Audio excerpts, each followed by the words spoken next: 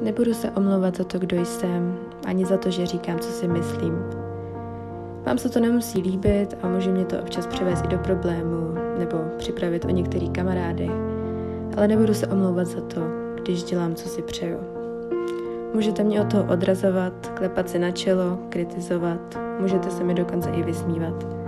Možná nastanou chvíle, kdy sama budu pochybovat, ale nikdy nezapomenu, že na tomhle světě jsem proto, abych dělala, co já chci.